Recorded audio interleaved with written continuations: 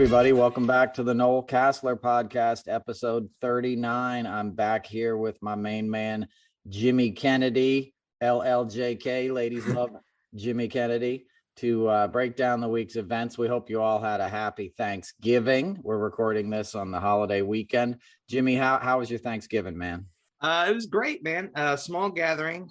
I hadn't seen my family for that gathering in a year, obviously with the pandemic. But I come from a big Irish family, so we've lost a lot of people over the years. So it's always sort of an emotional holiday with the people we've already lost, but with the tone of the world on top of it. We were certainly thankful, and as much as I complain about this country and how it could be better for folks. In my personal situation, it could be far worse. So I have to count my blessings. Yeah, man, there's always something to be grateful for, and if you're living in gratitude, like for me, that's as close as I could be to any kind of spiritual sort of higher power, because when you have gratitude, you realize you already have enough. It's easy to think about what you don't have, but there's always somebody with less, and be grateful for what we have if we have it, because it's all fleeting. And I was down in Philly for a lot of the week, and then I drove back on Thanksgiving. But there's so many homeless people down there and in the cities in New York City and all the major cities. It's such a crisis. That's something that's dogged this country as long as I've been aware of it. It sort of started in the early 80s under Reagan. Obviously, he sort of cut all that social services and deregulated the mental health institutions. And they basically threw a bunch of people on the streets. And now with income inequality and addiction and all these issues, it's very jarring being in a metropolitan area. And I hadn't been in Philly in a long time. And Philly, of course, is a beautiful city. It's just a gorgeous colonial city. I mean, colonial is a bad word, but that federalist architecture. I'm not talking about the process of colonialism. I mean, just, it's like Ben Franklin's house and stuff, and this whole square, and unfortunately their other big square is called Rittenhouse Square. So it was hard to, Rittenhouse was one of the founding sort of families of Philadelphia. So everywhere you go, you see Rittenhouse Lounge at Penn. Yeah. But, it was good to be down there. Back to the homelessness. It's like human suffering weighs heavily on me, as it does to most people that are semi-conscious, and so does any sentient being, animal suffering. So something like Thanksgiving is always a double-edged sword for me, because there's so many people going without. And, there's so many people not doing anything to help that situation. They're just trying to score some points with their team. And we'll get into that in a minute, because obviously that stuff is still going down. But ultimately, it was a really nice holiday. It was nice to get out of town. I went to the Constitution Museum, which is a new museum. I think in the last 10 years or so, they've opened it. And there's a thing in that document that gets overlooked. I talked about this in the card rant. And one of the promises that the founding fathers had, at least for themselves, right, wealthy white men, was domestic tranquility. This concept of if you're living at home, we're going to be at peace. You're not going to have warring tribes and worried about the next village coming over to your village to attack you in the middle of the night and steal all your chickens and stuff, as it had been for so long in so many places. And I think that's overlooked. I think in the mess and the dumpster fire that Trump set off in this country, that's one of the things he robbed from us is the concept of domestic tranquility, because we don't have that anymore. And I know that's a theme on this podcast, how people are so rude to each other in traffic and revving up their engines, and people have these Mustangs supercharged, so it sounds like a blitzkrieg when they're taking off at a traffic light. And that may sound cool to you as a 25-year-old thinking you're going to pick up a chick in the bowling alley parking lot because you have a loud engine in your crappy American car. It might impress a certain demographic, but if you're an old lady sitting in that car, and you hear that sound, or it's coming up next to you on the highway. It's happened to us on the highway where we jump because somebody revs their car to go past you, and they're clearly doing it in this aggressive manner. And what I'm talking about is this hostility that Americans now have for each other. We've lost something. We've lost one of the constitutional promises. And it's ironic that it's happening at the hands of this party that claims the Constitution as this holy document. right? It's the mantle they live under. The Second Amendment, the Second Amendment, Patrick Henry was talking about well-armed, well-regulated militias to protect themselves against revolts from enslaved people. Don't kid yourself, right? It wasn't like, oh, we need to protect ourselves because we live in the country and we can't call 911. It was because we want to be able to kill these dudes that we're mistreating in case they get the upper hand on us, right? Because they knew they were doing something wrong. And that has metastasized into this gun culture, just disgusting, despicable display of Americanism, and we've lost a constitutional process. And we did that for a 75-year-old drug addict in diapers, who everything about his life is Russian. He's been married 3 times, one of them was an American woman. The rest of them were from Eastern Europe. He's in love with Russia. His buildings are full of Russians and Chinese nationals and stuff. There's nobody more un-American than Donald Trump, right? But, he's convinced all these people in middle America that he is the true patriot. And now there's all this infighting with these QAnon freaks. They're all at each other's throats. And of course, Lauren Boebert had the anti-Muslim slur against Ilhan Omar that everybody saw, which was basically a stand-up routine, Jimmy. She was doing stand-up. That's what you do. You tell a story and you got a big punchline, and her punchline was insult comedy. That works fine at the Comedy Cellar or whatever, or the Stand or wherever. There's a lot of bro comedians. I'm sure that would kill in Austin if you're opening up for Joe Rogan, right? Yeah. But for a sitting congressman to say that kind of dangerous rhetoric 20 years after 9/11, when American Muslims were persecuted here at home through xenophobia. Islam is a religion of peace, just to cast that aspersion is disgusting. Terrorism and Islam, Muslim religions were co-opted by terrorists that were looking out for their own interests, just like Christianity is being co-opted now by a bunch of fundamentalists in the South, trying to convince people who have less that they're fighting a holy war to attack the evil liberals and communists and stuff. You know what I mean? She is closer to a terrorist than Ilhan Omar or anybody she's attacking. But it's red meat for the base, just like all this gun talk. And I'm getting to the point here, that's domestic tranquility. That's jarring. She took away any sense of peace that a Muslim American family would have on Thanksgiving when they had to see that. People have to explain that to their kids that are going to see that. People who have every right to live and prosper in health and feeling safe in their own country. We have elements in this country that are actively trying to take it away from fellow Americans. And that's in opposition of our Constitution. And we have to stand up to it soon because we're becoming defenseless, right? We got an Omicron virus now because a bunch of morons wouldn't wear masks and get vaxxed. Now we're wide open for the next wave of this thing, that could rip through here like wildfire. You could not leave your bedroom again for 6 months, Jimmy. You're compromised, right? You're more vulnerable than some. Or you're straight up good? Well, I'm healthier among my friends with disabilities. Like, I'm not worried about it as someone who would be wheelchair bound. But, this week, talk about disturbing domestic tranquility. You had a former sitting president of the United States take a picture with Kyle Rittenhouse this week, and what Lauren Boebert said is right on brand with what Trump said as president when he told 4 congresswomen who happened to be Arab to go back to the country where you came from. It was xenophobia all over again, right on brand. And the thing that kills me, I come from a Bible Belt state in Indiana, or, we have the doctrine and we are God-fearing Americans here. This group was the moral majority. And now they're in the pews chanting, "Let's go, Brandon." I think somewhere along the line, you missed the concept of love and compassion in Catholicism, the way that Christianity has metastasized into something cancerous, and just for them to, absolve themselves of all sin because they're reading the right book, screw you. You've lost the concept of it a long time ago. Yeah, well said, Jimmy. And don't curse, because I get hate mail from our viewers. They blame me if you curse. Well, you've been a bad influence on me, Noel. I know. They get upset, but yeah, like the paradigm between religion and politics now is scary. And there's supposed to be separation of church and state for a reason. Yeah, well, I talk about another, Yeah. constitutional promise. It was the right to worship as you see fit.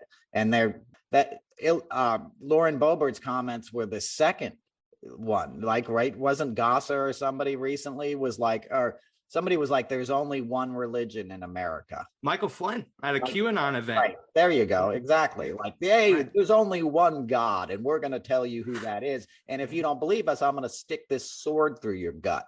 Right. That's Well, what and Christianity was when they had these purges and, all this like persecution, like people do evil things in the name of religion, because most religions, let's face it, they're concepts for men to remain dominant over their followers or women and stuff. This stuff is made up by men. Okay. Like Jesus is not going to come back and be like, yeah, Mike Flynn, that's my dude. Like he's going to be like, you guys are out of your freaking minds.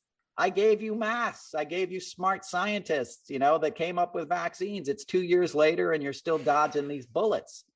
Right? Because you got political people exploiting it, right? Everybody is vaccinated at Fox News. Everybody who's working on Rupert Murdoch's yacht is vaccinated, okay? His house in Mayfair, his townhouse on Fifth Avenue, all have Le Creuset cookware in them. I promise you, okay? When his coq au vin is prepared, it's done so in a fine French enamel Dutch oven, okay? But they went off on Kamala Harris because she bought a $500 pot. The same people that are riding around in $60 pickup trucks that they're getting on 4-year leases with no money down, getting 17 miles to the gallon. Talk about wasting money, but it's a culture war. And it's so effective, Jimmy, because the theme this week is going to be that loss of domestic tranquility, because that wears you down. People get like, I can't even deal with this anymore. I just got to shut off the phone. And obviously social media is gasoline on these fires, and it's designed to get you angry and to keep paying attention and stuff, and think that your opinion has to immediately be out there on something, and I'm top of that list. Obviously, I'm tweeting all the time, and because I'm pissed. I went to sleep pissed. I didn't want to, but it's like, people don't really fully understand, I think, what went down, what Trump truly is. He's a con man his whole life. He was a criminal. Had he not grown up wealthy, he would have been dead or in jail by the time he was 21, just for how he treated the people around him. Okay. If he was a poor kid in the Bronx, he would have gotten his ass kicked by somebody else's dad, or murdered by some girl's brother that he assaulted. The guy was a known predator when I worked at NBC. They would tell women, like, stay away from him. You don't want to be alone with him. He would have cameras in Trump Tower in the contestants' suites that they gave him. He used to have these like beauty pageants, and he would like invite the girls to the US Open and then molest them in the skybox when they went to the bathroom. And I worked on the US Open. Like, this stuff was no secret. And no matter how much you scream it from the rooftops, the mainstream media never really wanted to look at that because there was a buck to be made. Jeff Zucker knew this stuff, but he's at NBC at the time, and he made a fortune off of Celebrity Apprentice on a Sunday night, which is a hard night to make any money in TV, until they got the football or whatever. So a lot of Americans were duped into believing that this con man had their best interests at heart. And then the whole thing has been packaged by all these right-wing nutbags and by the emergence of Marjorie Taylor Greens and all these sort of professional trolls that are causing all this disturbance and this smoke. But while this is happening, the folks at the state level are gerrymandering districts, right? They're passing these laws. And in Wisconsin now, like 80% of the representatives sent to Washington are going to be Republicans, no matter how it breaks. No matter if more Democrats show up to vote, it's skewed to send Republicans to DC. And that's happening in 4 or 5 states. And that's what nobody's paying attention to. Those voter suppression bills, like, we didn't get a voters' bill of rights because Manchin and Sinema are paid by the Koch brothers to not let it happen. So while all this distraction, and not just distraction, these are real issues, but while all this kind of really fiery rhetoric is happening, and while these trolls are sucking up all the oxygen, people are doing real kind of damage behind the scene. And folks are going to wake up and they're going to be like, what happened? How did we just lose the Senate and the Congress? And then it's too late. Then it's just a slow descent into authoritarianism. Trump will engineer some kind of pardon where he gets to pick, Ivanka becomes president or something, as long as he never gets prosecuted. My personal gut is he would cut a deal with DeSantis, even though he hates him. He'd pick like a favorite son and say, I get to keep half of the money that the RNC raises. You can never go after me or my family, and I'll give you my blessing, and they all know this. The GOP knows he's the kingmaker. They know he's got over $80 million in a war chest, which he'll keep for himself, but he'll threaten to primary his opponents. And there's no men in the GOP. These are small little like insects, right? I shouldn't say that word about a human being because I like insects better than I like Kevin McCarthy. But we see the moral fiber of these men. They have none. They're Mike Pence's. They're spineless cowards that are afraid of their own shadows, their own humanity, their own sexuality in many cases, right? Mm-hmm. They're afraid to be who they obviously are to anybody who's ever met them, right? But they live in a religion that says, I can't be this way, and so that metastasizes into aggression, and into promoting authoritarianism because it makes them feel better about who they are, and it's dangerous. Yeah. I don't think this country's ever faced the danger it really does now. And I was hoping to be lighthearted on this podcast this week. You're in trouble, folks. You're already like so close to like crossing a line that you can't come back from. And I don't know if enough people realize that. So many people want to be like, I got my blue wave emoji. We're just going to vote them out. Well, you're not. If they're passing these bills, you're going to have minority ruling the majority. And that has been a successful dynamic for authoritarian places, and awful, immoral places like South Africa to rule for a very long time. Apartheid was the rule for a long time. There was a lot of governments, all of Europe went into Africa, and they colonized it and abused those people forever and stole their resources forever until it finally they couldn't anymore. So who are we to think it couldn't happen here? We're not even the smartest kids on the block by a mile, right? Germans were a hell of a lot smarter than your average American in the 30s. They were the highest educated country in Europe, and they fell for that shit. Well, and when they burned down the government building in Germany, the Reichstag, Hitler came there and was like, had pride about it. He wasn't, oh my God, the government's burning, all the symbol. If you haven't watched it yet, watch the mini series about tyrants on Netflix. Okay. It goes through all the different ones throughout history to this point, including Kim Jong-il, the current leader of North Korea.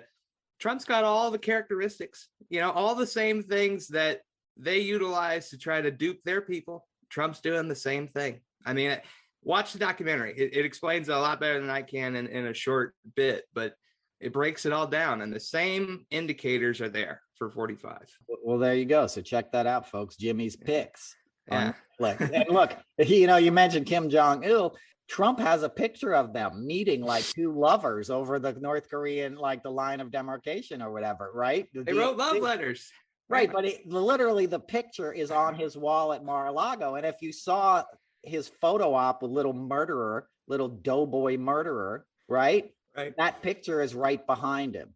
Like it was the most absurdist thing with those idiots giving a thumbs up and that picture of a guy who killed his own like brother-in-law with an anti-aircraft gun, or his uncle or whatever, like the fact that Trump would have a monster like that on his wall, that's like having a picture of Charles Manson. Kim Jong-il starves his people to death. I mean, it's horrific. They're in work camps starving to death. Like he is as big a monster as this world has ever seen. He's like Pol Pot. It's horrific. And Trump doesn't mind that. He loves that brutality, that toxic masculinity brutality has always been a part of Trump world. It's why Don Jr. has the guns and shoots elephants. It's why they would have Hell's Angels and Chuck Zito at the after parties. They were trying to, UFC fighting, all this kind of like the trappings of weak men, right? I'm a tough guy. No, you're not. You're a pussy, dude. Anybody with a Punisher sticker on their car is a coward, because you need to show people you're tough. Real tough guys don't do that. Real tough guys don't need to advertise it. Inferior men do that because they know deep down they're inferior, because they had a daddy who used to slap them around like Trump did, and tell him he was an idiot. and that Trump Jr. does to his kids. Look at a picture of Don Jr. with his children sometime, and you'll see 4 abused kids, 3 abused kids. They hate him. He just posted another picture the other day, and people are like, how do you even post this? Your kids are like one phone call away from Child Protective Services. You never seen a sadder looking group of kids because they pass it on. They pass it on, the abuse. And Trump was abused by his dad, and he was like a bad seed from the beginning. Right? It was like Jeffrey Dahmer or something, like a psychopath. He really is. I mean, people laugh. They don't understand. He started grooming my friend when she was 12 years old. She ended up in Jeffrey Epstein's townhouse, and she said, "Noel, you will not believe the stuff they did to women in there. Not just having sex with, prostitutes. I mean, abusing, violent, horrific stuff. Yeah. That was part of the cheap thrill that these billionaires did, that they could get away with this stuff. Because you're a bit rich guy, you can go to any bar and pick up a girl or whatever, right? You're a billionaire. It's like you're going to have people that are going to give you attention no matter what, but it becomes this status to like, no, I need a 14-year-old virgin and stuff. That's what it becomes about with these wealthy men. And a lot more of them were in on it than just Donald Trump. That's why you never heard about Jeffrey Epstein. That's why they whacked him in a jail cell. Because you had Prince Andrew and you have all these American like billionaires and Giuliani and all these other freaks that were in on it. And, Donald Barr, Bill Barr's father. So it's the same thing. It's like nobody wants to look at how seedy this is, but you let a seedy psychopath have an enormous amount of influence over half of this country. And you're not going to wrest that back now because you have all these, as I said, these Lauren Boeberts and MGTs and all these little trolls running around exploiting it, making it stronger. The phone's ringing, folks. I'm just going to let it ring. And that's going to become, that's like a weapon. Like Putin already launched a war against the US. It just happened differently than the Cold War, or a hot war. And he's going to go into Ukraine this week, right? And nobody's going to do anything about it, right? Because when we could have done something about it, Trump was cutting side deals and holding back military aid from the Ukraine because he was trying to pressure them into saying Biden was crooked so he could win the next election. Like people forgot about that. We let a sovereign nation basically get, weakened and harassed and attacked for the last 5 years from Russia. And now it's going to get invaded. And there's not going to be a damn thing the world can do about it. Because when we could have done something about it, we had a mob boss trying to get Giuliani to commit a shakedown so he could stay in office for a few more years and grift the United States. That's where we're at. And Biden and whoever ain't going to get us out of it overnight. Well, and, one event that I think gets lost because of all the things that Trump did, it's the bed of nails theory. You do one bad thing, it hurts you. You do 1,000 bad things, it doesn't. One event that stood out to me when I thought about it today, because we're dealing with that infrastructure bill that just passed, Joe Biden was able to do something that Trump talked about for 4 years, but could never do. Do you know what the original purpose of that meeting in Trump Tower was when they talked about like Charlottesville and he got really angry? It was supposed to be about infrastructure. That was supposed to be when Trump was going to reveal his grand plan of how to get us highways and all the things that we need. But no, he made it about him and the Charlottesville thing. And as he's leaving, instead of saying, "Oh, what a horrible tragedy that a woman was run over by protesters," he says, "Oh, I have a winery in Charlottesville." Right. He's promoting his business. He's on Team Trump. And all the kids are, and that's all they've ever been on. Right. It's his biggest scam. And just sadly, America was ripe to get scammed because of the domestic tranquility, because people thought it would feel good to hate their neighbors, to resent immigrants. You should be kissing their ass and trying to learn something from them and welcoming them into your community. Every time I get I'm impressed these days with service, or a waiter or like a tradesman. It's always an immigrant. It's always an immigrant, never fail. And every time I have a problem, it's an American, quote unquote. It's a white guy who takes my check as a contractor and doesn't fucking call back for 6 months, right? Because there's a sense of entitlement and stuff. Like, you want people that are eager to work and work their way up the ladder and build a better, country. But it's hard to explain to people, that they're really getting screwed by Jeff Bezos. They're really getting screwed by these jobs that are never going to lift them into the middle class, that it doesn't exist anymore, that it's basically 1%ers and then everybody else struggling. a $400 medical bill shouldn't break you, break your bank. And it does for most families now, or for a huge majority. Like it's disgusting. It's sad. And you fall below that line, you're on the streets.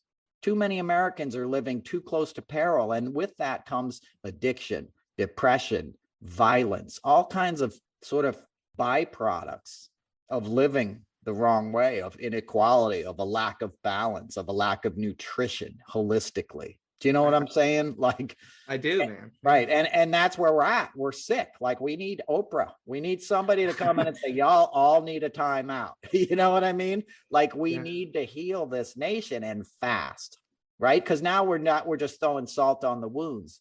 And it's like the longest journey in life, they say, is from your head to your heart.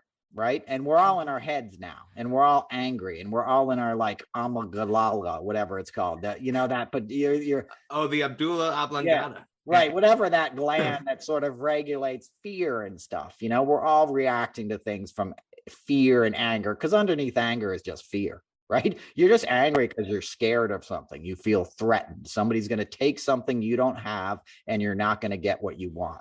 Right. That's a very common trait in addiction. I have that sort of thing about anything. I'll react to it like, oh God, my life's over.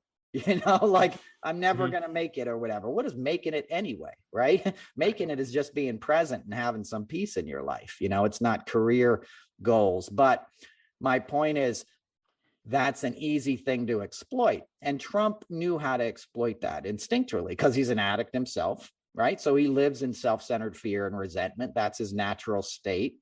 And he knows how to trigger it in others, because what he did was manipulate people. First it'd be like, I need you to do this for me. I need you to do me this favor. Just find me these 11,473 votes. That's all I need. Right. You heard him with Raffensperger almost a year ago, and that alone should have landed him in jail. You had a tape recording of the president of the United States calling up a secretary of state and trying to shake him down to overturn an election. And we're 6 weeks away from the anniversary of that, the 1-year anniversary of that, and nothing was done. Nothing was done about it. And that's who I've seen all my whole life with Trump. He gets away with everything, and he's getting away with it now. And thankfully, some of these people on Twitter are like, dudes, what are you doing? You know what I mean? It wasn't that big of a victory to, subpoena Steve Bannon, right? Or indict him or whatever. He's just going to use it to promote his freaking podcast, right? You need to round these guys up as the treasonous villains that they are, and have public hearings. So you lay out the facts for America, just like the Nuremberg trials, right? Germany would have hid that in a heartbeat if we let them, what they did in the camps and stuff. American troops made German citizens go in there and see what you did, see what happened here.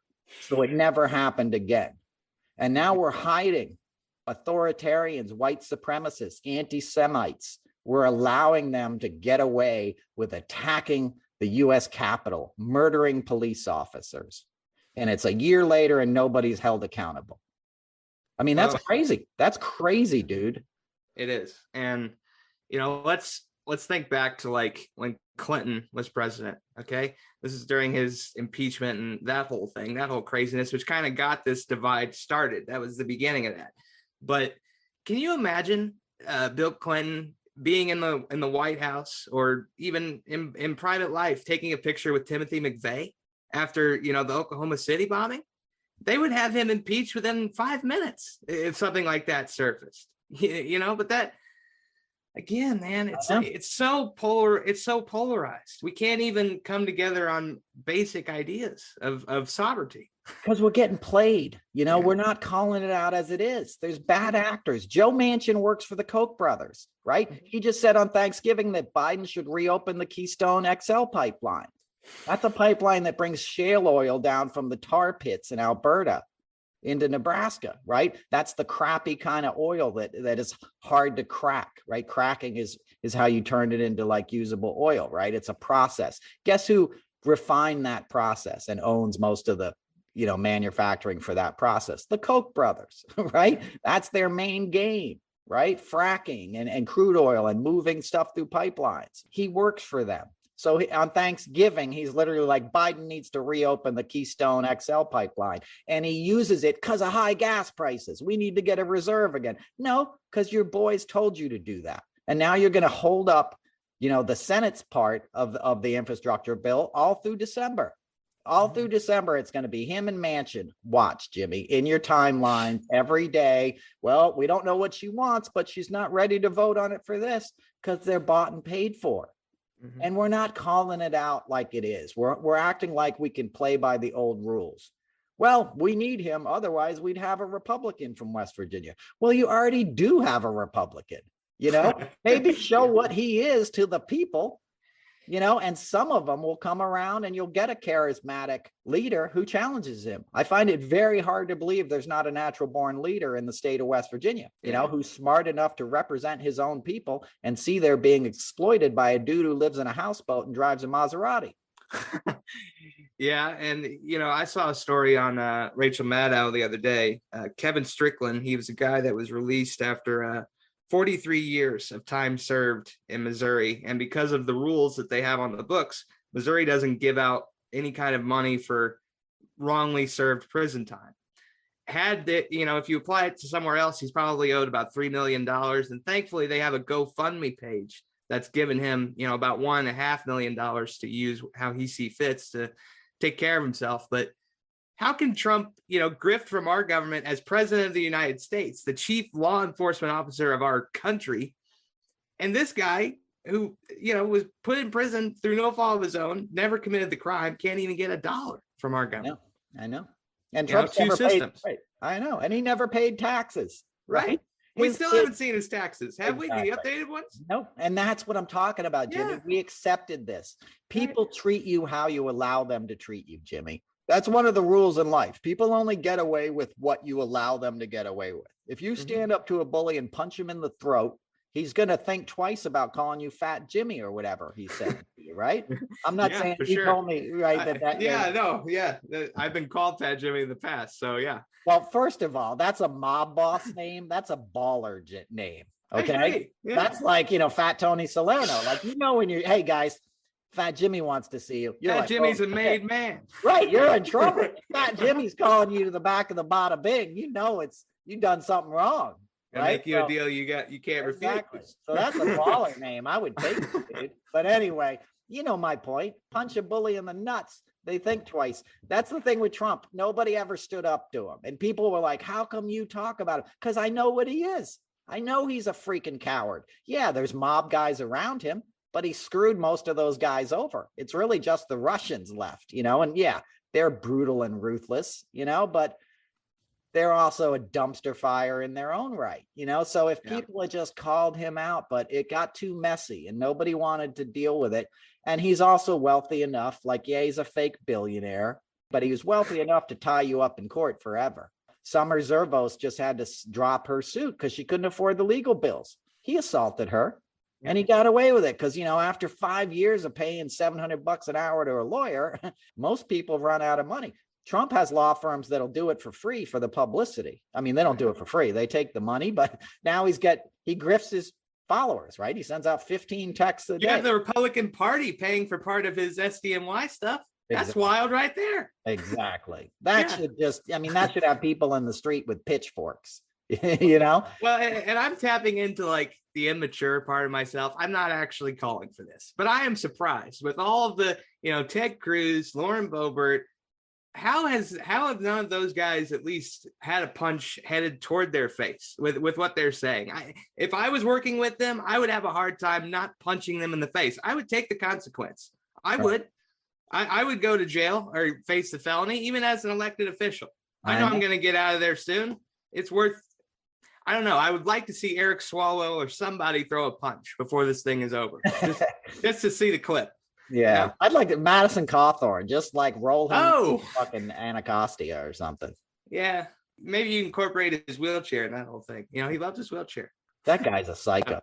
That guy, he's not worth our time, but that's a troubled dude. He's got trouble, written all over him, deep trauma. He was probably an asshole before he got in a car wreck. He thinks he's Professor X or something. He just needs to give it up. He told people after the Rittenhouse thing to get violent. That should be against the law right there. And there's no censure. They censure Paul Gosar, but like drag him out of there in handcuffs. His own family's telling you he's a psycho killer. Madison Cawthorn is clearly looking to commit violence.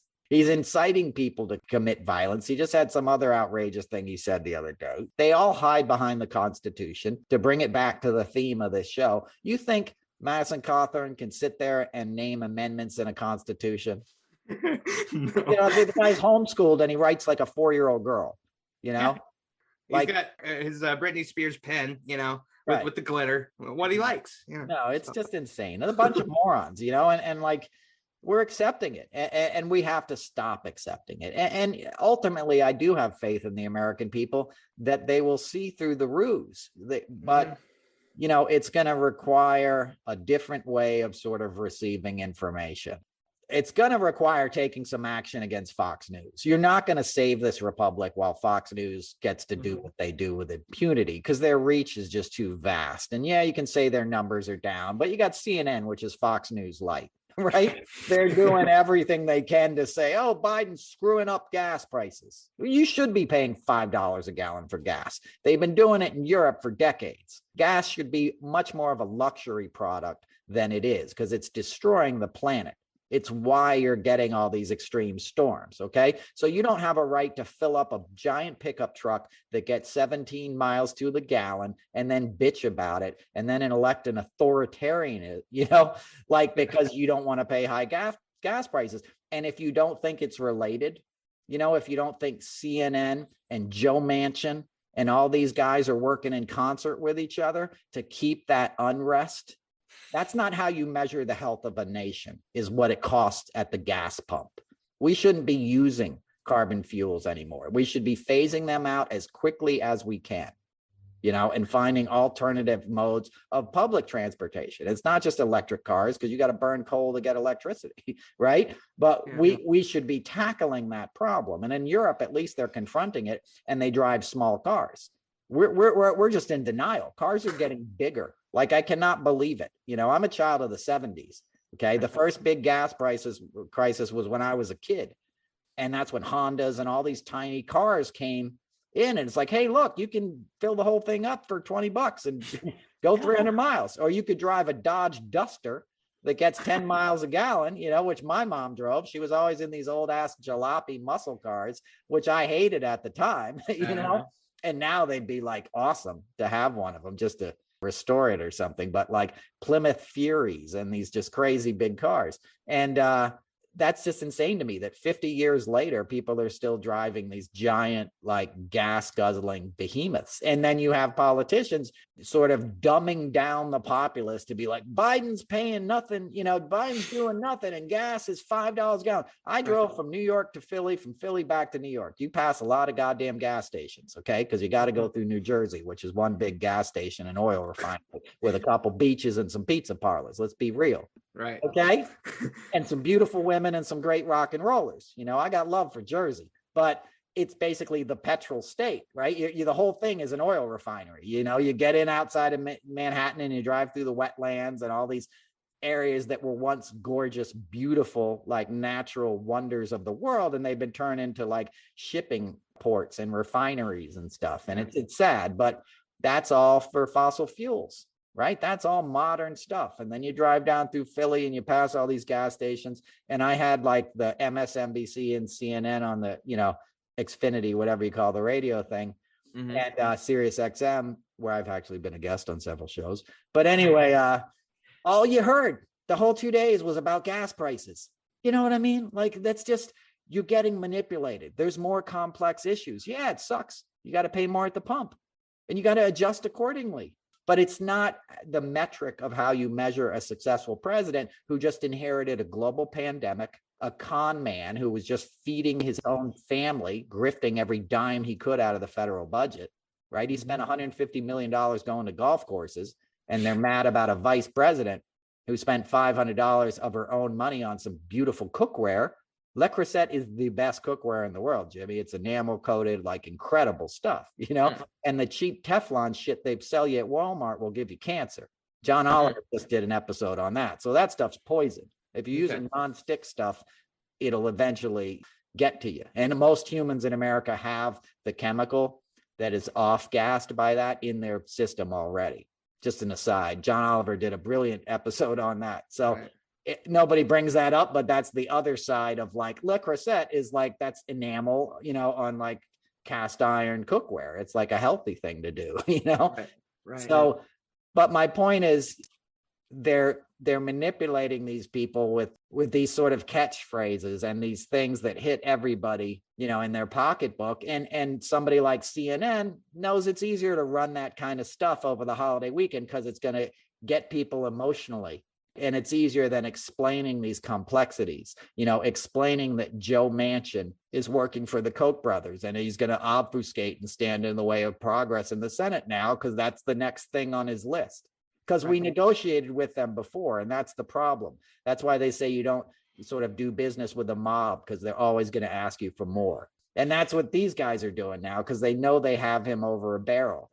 So it's easier to just focus on that or let Chris Christie have his upteenth interview, right? Yeah. So he can sell his book that didn't even sell 12,000 copies and make the New York Times bestseller list. But it's easier to have that like corpulent con man on yet another show. Yeah, I'm going to tell you a story about Chris Christie that you'll probably like, Jimmy. Okay. He was a starting catcher on his high school baseball team when he was a junior, right? Mm-hmm. And then an all-state catcher was transferring into his district, like a real badass. And Christie's dad intervened to get that kid's transfer like nullified and stuff because he didn't want his son to lose his position on the baseball team. Yeah. And I think it didn't work, and Christie had to sit on the bench most of the season anyway. But like, that's the kind of guy he is. When he was a free holder, he lied to the cameras about his opponent. He's an awful guy, and he's always been an awful guy, and he's not that experienced. He got lucky, as I said, after Bush appointed him because the Democrats were giving Bush anything he wanted. So Chris Christie wanted to be the federal prosecutor, and Democrats were like, all right, just let him, because he was the Bush campaign's lawyer during Bush's 2000 campaign, right? Okay. Which is why Nicole Wallace tore him a new one, because she knows all that. She knows her old boss basically made Christie's career, because he was a prosecutor for 2 years and then he ran for governor and won. Because after 9/11, we were in this law and order kind of mode. Republicans were very popular then because they were seen as, the guys that could tackle terrorism. And in reality, they were the guys that were profiting off the wars and making a fortune, and they were going to ride off into the sunset and go finger painting in Texas. But, at the time, everybody was down for this. And it was a mistake, like it always is, because it was a more complex issue. Whenever anything is knee-jerk, let's just wave a flag and kick some ass, that's the wrong answer. Go deep, look deeper, And you've talked about it, just the way it works, the fraternity of the mediocre white man. The other half of that is that Chris Christie knows, even with the GOP at this state, he has to continue to shake hands with the friends that be, the powers that be, so that system is maintained. It's, you get help from friends as long as you help the friends back. It's a very transactional thing. As Trump, everything that Trump does is transactional. There's no emotional kind of energy exchange with Trump because it's purely how he can use people. Yeah, it's all transactional. And they're transactional. Jared and Ivanka had a transactional wedding, Wendy Dang Murdoch. They broke up. When I first started working with them, they had broken up. Because Jared wasn't down with it. Trump would call him the Jew, is the Jew here yet? Like, he was like, these guys are idiots, because Kushner's, whatever you say about them, they were a little more sophisticated than Trump's are naturally, besides Mary Trump, who's great and extremely intelligent. The rest of them are dumbasses, because they're growing up with a dad who put gold leaf on everything and ate cheeseburgers. It wasn't like they're cultured people, like they grew up going to like Miss Teen USA contests and stuff. Kushner was out of there originally. They were just dating when I first met him, and then they came back and all of a sudden got married. And that's because Wendy Dang Murdoch took Ivanka on a cruise in the Mediterranean off the coast of Turkey and was like, you need to get back with him. And Wendy Dang Murdoch was Putin's girlfriend at the time. Okay. She'd been married to Rupert Murdoch. Like, she was, some say, a Chinese spy, but she was very involved in sort of like, she's a Ghislaine Maxwell type, right? Okay. Somebody who was like pulling the strings behind the scenes and said, this is a marriage of convenience and you need to get back together for power. And it worked out real well for Kushner because he got to like get his own dossiers on everybody for 4 years in the White House and sell secrets to the Middle East. Yeah. And now KSA, Saudi Arabia is going to pay him for his new wealth fund and he's going to make billions of dollars and be a Bond villain for the rest of his life. He's not going to be held accountable, right? The Trump kids are not going to be held accountable. Maybe Eric Trump will face some charges. They'll throw him to the wolves. And who wouldn't? As I said on Twitter, he's the burner son anyway, right? Yeah. And they found out he used a burner phone to talk to Mark Meadows on January 6th. Yeah. That alone should be like, stop the presses, have the FBI drive in a convoy up to Trump Tower tomorrow morning and drag that dude out in handcuffs. What do you mean he was using a burner phone to communicate with the chief of staff of the White House when the government was getting attacked? Right. When the other 3 people in the secession of power were inside a building. You have the president's son on a burner phone.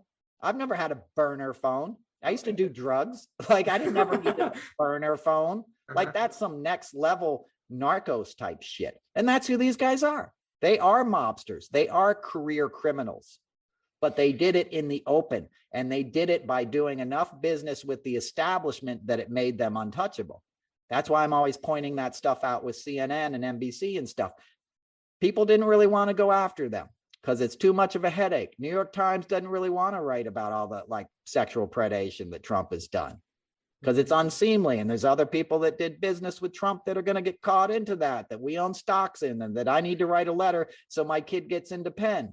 It's all intermingled. And Trump, as dumb as he was, understood that. He wasn't allowed into society because he was an idiot, right? So he couldn't get into Maidstone. This is a nice club in East Hampton. And Fifth Avenue society never accepted him. He's from Queens and he's boorish, and he married these trashy looking women that's not how it rolls. Right. But he was able to buy his way into a certain amount of the firmament of, New York City political life. That's why the Clintons were at his wedding, and obviously they regret that, but that's how it is. He bought fancy friends. Here's my question to you. And it's probably just me being naively positive about how I think this world could work. But, we were in the Middle East for 20 years when we knew that it wasn't a winnable war.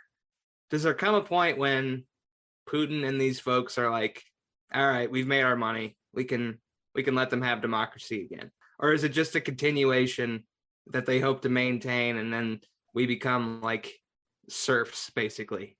We are like serfs, basically, yeah. Dude. That's what I was saying about income inequality. Your bigger fear on that is your American oligarchs, your Jeff Bezoses. What is his name? The Tesla dude who's clearly out. Elon. Yeah, that guy's a Bond villain. Okay. And his family money was made off of emerald mines in South Africa, where they basically enslaved people in the apartheid state to work the mines. And then he made a bunch of money and came here. That guy's going to end up fleeing the country. Mark my words, listeners. Okay. Elon Musk will be in Switzerland in the next 5 to 10 years. He'll have to leave this country because he's just so shady and so out of his mind. But that's where your serfdom will come from. Because you're working at Walmart or Dollar Tree or one of these places, you're not climbing out of that poverty. Not if the government won't give you health care and Medicaid. Joe Manchin cut free community college out of this bill that we're just talking about. That was one of the things he was like, nope, that's a deal breaker. You got to take it out. And Biden took it out. Why does a guy like that want people not to have an education, especially when he represents the 50th state in terms of poverty and education? Because that's what the Koch brothers want. The Koch brothers took their model from what their dad learned by building oil refineries in Russia under Stalin. Okay. People don't know that, but that's where the Koch brothers came from. Their father, Frederick Koch, was good at, as I said, this gets complicated, but cracking this crude oil is the process you use to refine it. The oil they had in Russia was especially rough. It was just like the cheap shit. Do you know what I'm saying? Yeah. And the Koch brothers, Frederick Koch, whatever, the dad stole this other guy's invention, basically, took this other guy's patent where he started in Kansas and stuff, and took it as his own and patented it and stuff. And so that process of cracking refining this oil was very helpful in Russia because they had a lower grade oil, right? So Koch was able to go in there and do it really cheaply and stuff. And then he basically like decided he didn't like Stalin and came back to the US and set up his dynasty, and then became one of the founders, you know, of John Birch Society and all this kind of stuff, and got involved in libertarianism and stuff. Okay. One of the first things that they funded sort of being against was Social Security, unions, things like that, things that work against your interests if you want a bunch of serfs. You know, if you want an endless supply of people to work in your factories and not be able to do anything about it because they're working for the company store, sign up for libertarianism. So that's why they want people sort of dumb, ignorant, impoverished, unhealthy, because there's an endless supply. They're not going to make it up that ladder far enough to threaten you.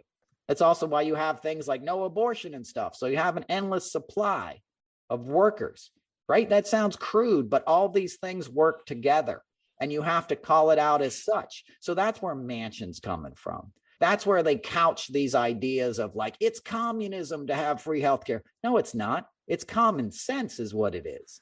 You shouldn't have to pay for that.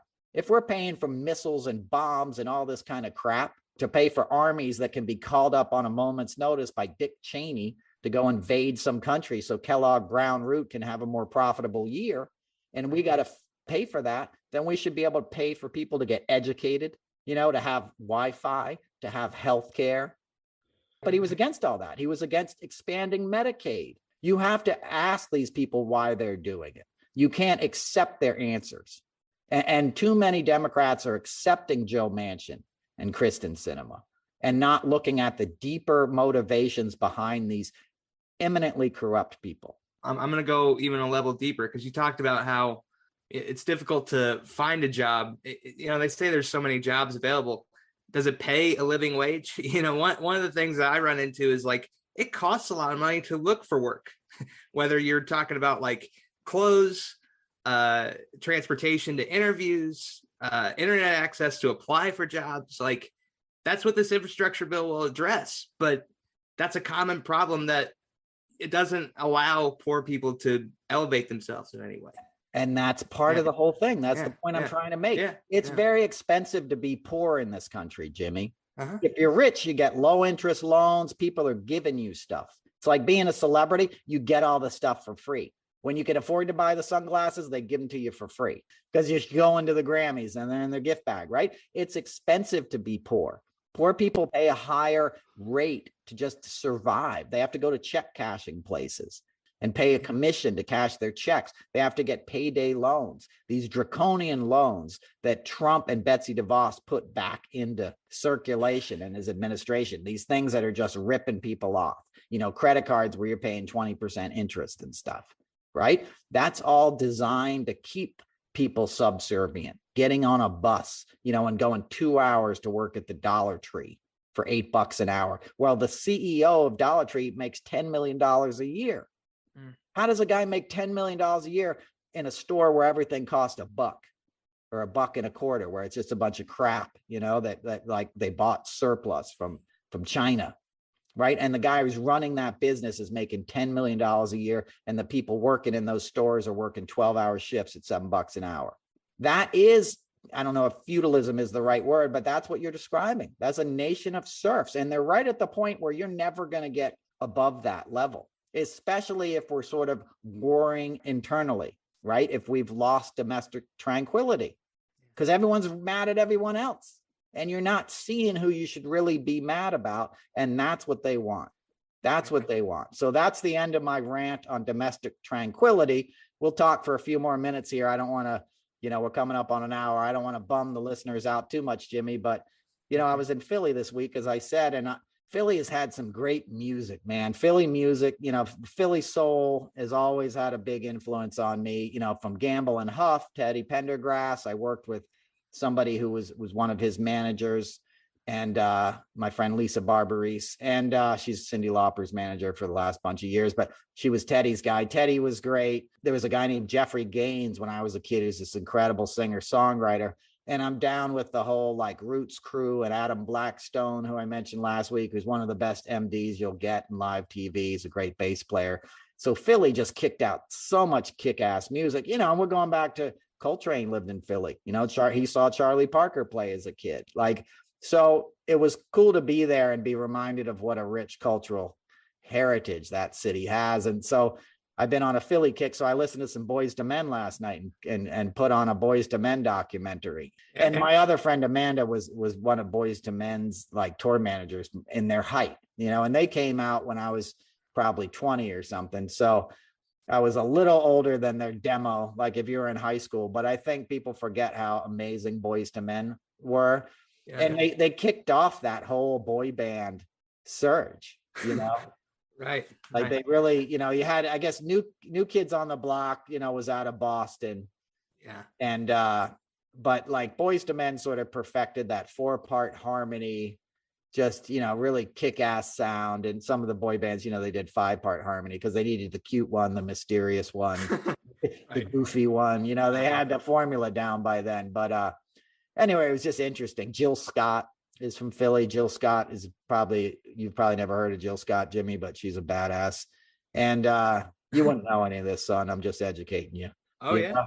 So I like regional music, you know, like great scenes come out of like a place. Like everyone's talking about the Beatles this week, you know, part of the magic is that these guys came from Liverpool, you know, part of their sound were the influences that came into Liverpool, right? Because it was a shipping town. It was a port town. So they'd get records quicker in Liverpool than they'd get them in London, believe it or not, because sailors would bring them over and, you know, they just bought the new Chuck Berry, you know, when they were coming back, you know, on the boat from America, you know, or whatever. So they sort of had this like gumbo to some extent, you know, that was the Mercy beat and early rock and roll. And, you know, it emulsified in the water, you know, and these kids living under a common kind of cloud. And, you know, and that being like post World War II, England was decimated. They really took a beating, obviously, you know, and these kids grew up playing in like rubble, you know, the Rolling Stones, like you read Keith Richards' autobiography, he's talking about playing like in these buildings that had been bombed by the Germans, you know, and sometimes they'd find an old shell or something, you know, like it was all right there. The baby boomers people went home and had sex, right? And had a bunch of babies, you know, that's where these guys all came from. So there's something interesting when music is attached to a place, a very specific place, and then it sort of travels the world and it ignites creativity in all these other places, you know. And when I look at the legacy of the Beatles, who were kind of the high watermark, sort of co-opted rock and roll, because people forget like African Americans already invented this shit. Okay. The Beatles weren't doing nothing new. They were covering songs that were recorded right here. Right. But it took a bunch of 4 white guys from England to introduce Americans to it, you know, or the Rolling Stones, 5 guys that were just playing Muddy Waters songs. And people were like, that's great. Where does that come from? Chicago, you know, right up the road from you, son. But we didn't even know it, you know, but that's how it worked out because it had to be palatable for the American consumer, right? And 4 little white kids with funny haircuts in suits are a lot less threatening than Howlin' Wolf. Yeah. But anyway, that's how it worked out. And yeah, I'm not knocking them. The Beatles were obviously, you know, touched by the hand of God in terms of talent, you know, and George Martin was this brilliant producer, so they could go in there with an idea and he would just turn it into magic. But I like things that come from a region and it ignite other regional things. And the point I'm getting to is like the greatest legacy for the Beatles to me is all the garage bands that they ignited in America. You know, all the kids are like, that's what I want to do. You know, when they saw the Beatles, every classic rock star I've worked for has the same story. Right. They're like, I was watching Ed Sullivan. I saw the Beatles and I was like, that's what I'm going to do. I'm going to get a guitar and I'm going to kick ass and rock and roll. And it launched 1 million bands, probably 500,000 garage bands were launched, you know, by 1965 or something. And a couple of them turned into awesome bands. Most of them disappeared and whatever, but it ignited, you know, creativity that continues to this day. And, when it's tied to place, it has an authenticity that sort of makes it last. I think that's what people recognize. You know, in the Beatles, it was like, I can do that. Yeah. right? I can do that. It's four guys, it's three chords, they're singing together in harmony, they're simple songs. I Want to Hold Your Hand, Yeah. right? Like I can do that. And a lot of them did it. My dad, I'm sure he would testify the same thing. I'm wearing his shirt today. Chooch and the Enchanters was launched as a result of him watching the Ed Sullivan Show and seeing Paul and John, on TV. And, he would do the, well, and then do the impersonations too. Cause it was, I kind of had to be a Beatles fan growing up with my dad. I'm not the biggest fan just because he talked about it so much that I wanted to kind of expand my horizons. But Chooch and the Enchanters wouldn't have happened without the Beatles. That's for damn sure. Yeah. I mean, the Beatles were, John Lennon was a deity in the world I grew up in because I was raised by hippies, and the day John Lennon was killed, my mom woke me up crying. And, it's a memory that is seared into me. And, I would go to the Dakota every year and put a strawberry at Strawberry Fields. It was like a tradition I always had in New York. And I've met Yoko and I've met his kids, Sean and Julian. And I probably told the story about the first time I met Paul McCartney on this show, but I got to do a lot of stuff with Paul McCartney. I was just talking with his guitar player, Brian, the other day, and his drummer follows me. He was an incredible Abe Laboriel Jr. So Crosby, Stills and Nash opened for Paul McCartney in Hyde Park, to give you one example. Like we did a show over there and went to a party afterwards. But McCartney's a New York guy. He doesn't live far from me on the Upper East Side. And of course, he's got a beautiful place in East Hampton. So he was always showing up at New York events. We did the big, firemen's concert for New York after 9/11, and he invited all the crew to go on stage and sing Hey Jude. And my buddy Joey did it, Nice. And I remember the first time I did a show with Paul McCartney, we were doing a Fashion Rocks, VH1 Fashion Rocks thing. It was probably in the 90s, and they were honoring his daughter, Stella McCartney, who's a great designer. And, it was live TV. Dick Clark is still alive, or, live to tape. And I remember Dick Clark was the producer, and I had to take James Brown. We were shooting it at a place called the Paramount. It was originally the Felt Forum. It's a theater in Madison Square Garden. And it always gets renamed. But at this time, it was, I think, called the Paramount. And so we had trailers outside. And I don't know, you wouldn't know this, Jimmy, but Madison Square Garden sits on top of Penn Station, which is a train station, right? Mm-hmm. So James Brown is in a trailer outside. And they're like, no, you got to take James out to his trailer. So I'm stage right upstairs, if anybody knows backstage at the Garden. And I have to cross the stage to get back out to where 8th Avenue is, this entrance I'm going to use. And I'm crossing the stage with James Brown, and he stops and he's talking to somebody, and it's taken a little bit. And I can't see who he's talking to because he's got these epaulets on, he's got his James Brown thing, what I mean?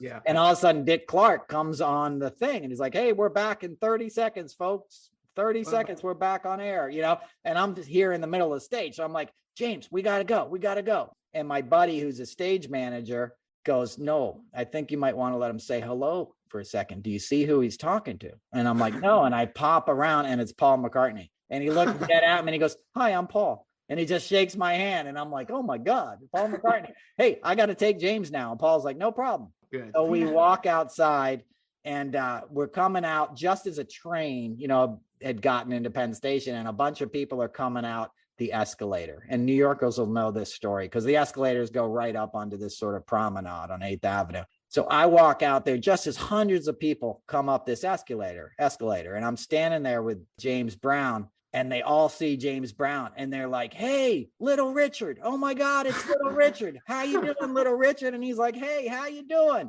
And he waves to them all, and we keep walking.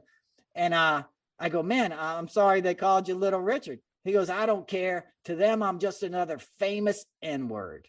Oh, but he said N-word. He goes, I'm just another famous N-word, to them. He was used to it, and he kept walking, and it was so sardonic, and so James Brown and kind of insightful a thing to say, that he was going to play along. He wasn't going to be like, no, I'm actually James, But my point is, these guys were the architects, right? There's so much James Brown in the Beatles, there's so much Little Richard.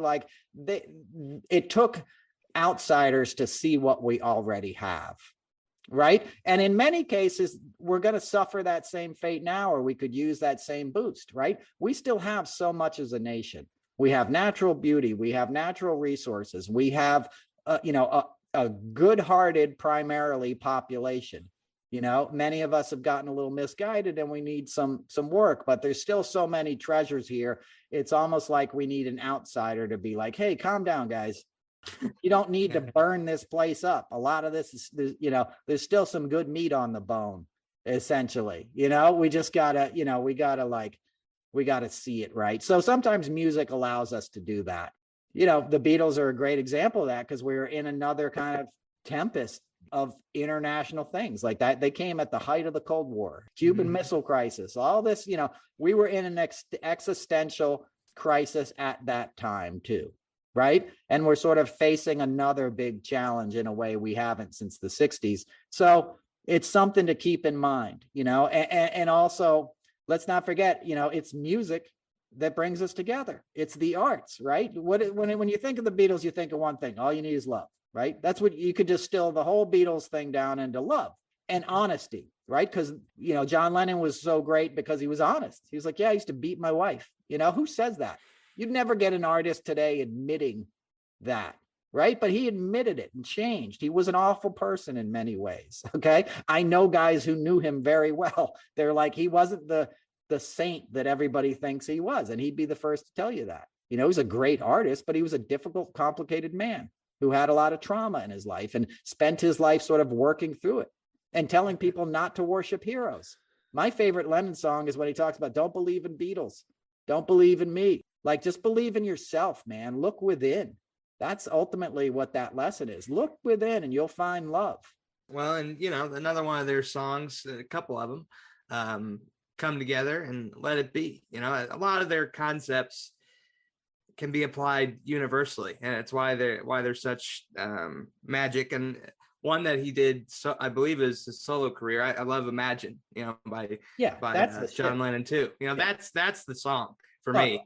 You call me a dreamer, but I'm not the only one. There are several people that embody that in everything that they do. Hopefully. Yeah, no, that's a hymn. I mean, that's a beautiful sentiment that'll people listen to in 1,000 years and go like, oh, that's dope. And that's, to me, that's my favorite work, is the early solo stuff of John Lennon. I don't want to get into a debate like comparing that to the stuff that like McCartney came up with, but like Wings, that stuff is awful, man. That shit is awful. And I'll get in trouble with my listeners, so I should probably just stop there, but it took a step down.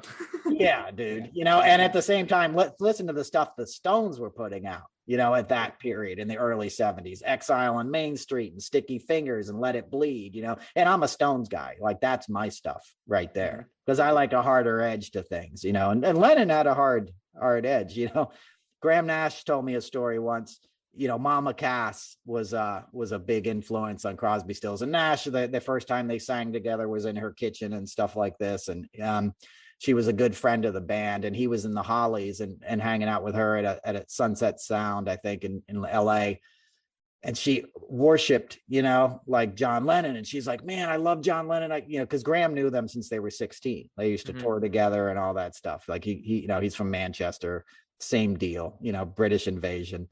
And she was like, what would John Lennon say if he was here right now? Like, what would he say to me?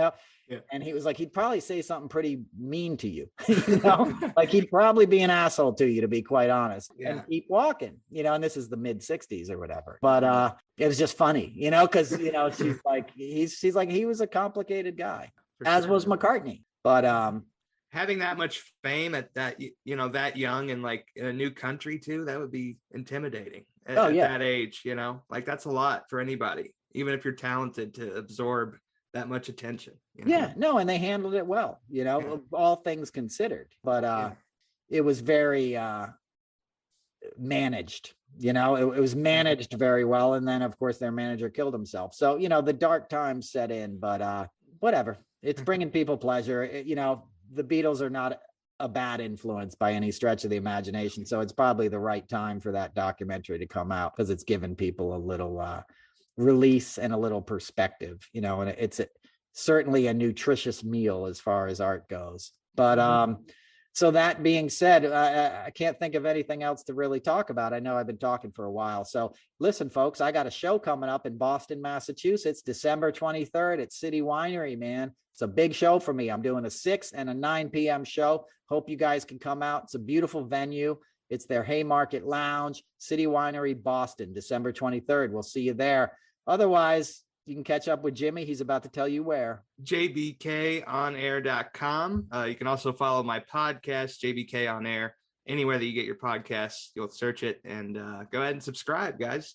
A lot of interviews that from common people that allow you to kind of see that even if you have a common job, you can make an impact in the world. Well, there you go. If you want to check in with the common people, you listen to Jimmy. The made man, Fat Jimmy. Fat Jimmy's Corner. Fat Jimmy's. There's a bar in New York. It's probably not there, but it was called Jimmy's Corner, and it was an old boxing referee, and it was a boxers bar where boxers would hang out. And I went in there one time as Mike Tyson was walking out of there, Jimmy, and I just passed him, and just passing. And I love Mike Tyson, but just passing him was terrifying. He was in prison here for a while, Is that in Indiana? Yeah. Yeah, he went to prison in Indiana. Reggie Miller had to visit him at the state prison. They had a bet that they would do between each other. Or it was a bet between him and Spike Lee that if Reggie won, he would have to put Reggie's wife in his next movie. Or if Spike won, he would have to go visit Mike Tyson in the state prison. That's crazy. But anyway. All right. Well, on that note, folks, thanks for listening. This is episode 39. Again, come out to Boston, City Winery, December 23rd. If you're a New York City resident, I will be at the Iridium in New York City, January 26th. So we'll check in before then. We'll see you next week. Be safe, be healthy, be well. Peace.